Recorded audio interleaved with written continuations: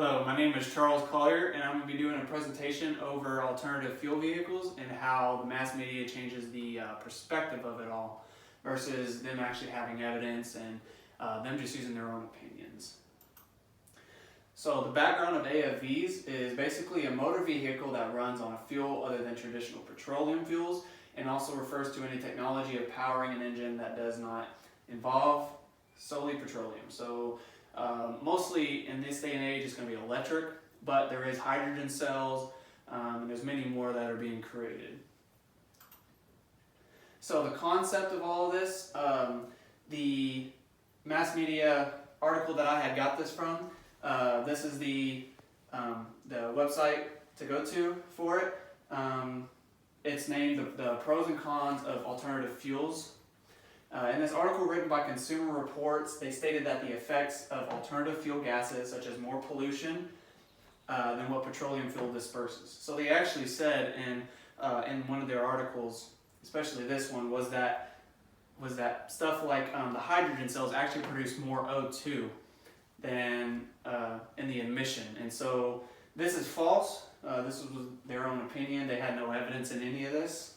This article stated in many quotes such as, currently hydrogen fuel is made from non-renewable natural gas in a process that creates enormous CO2 emissions. And this is another thing they stated. They had no numbers, they had no data, they had nothing to support any of this. This was just something written on a page that was put out to the media and allowed them to think this.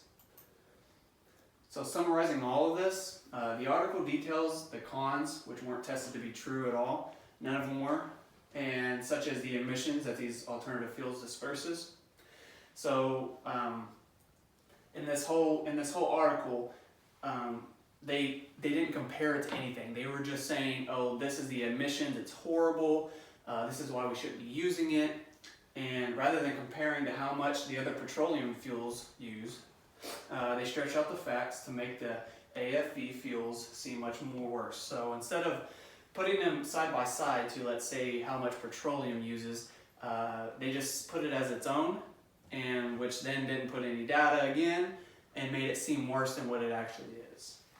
So with no evidence or data, this article represents how much mass media can twist the facts and truths about a subject matter. So here's the evidence that shows, this is actually the peer-reviewed article. Now this peer-reviewed article was actually called Air Pollution and Economics. It was actually comparing diesel buses versus electrical buses. So it's the same concept. This peer-reviewed article shows the data and evidence of the comparison of the AFV fuels and normal petroleum fuels. The peer-reviewed article stated that the AFVs give off fewer emissions and usually comply with current and anticipated international air emission standards. So with this, it actually shows the data in this article, it actually shows the data of the actual pollution compared to what it was, so in the colors.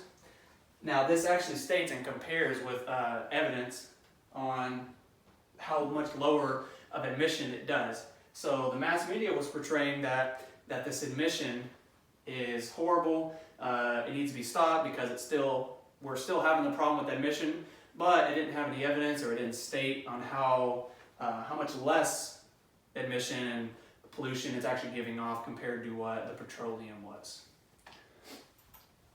So here are some strengths and weaknesses. Some of the strengths about this article was it showed the pros. So it did show more gas mileage, the basics.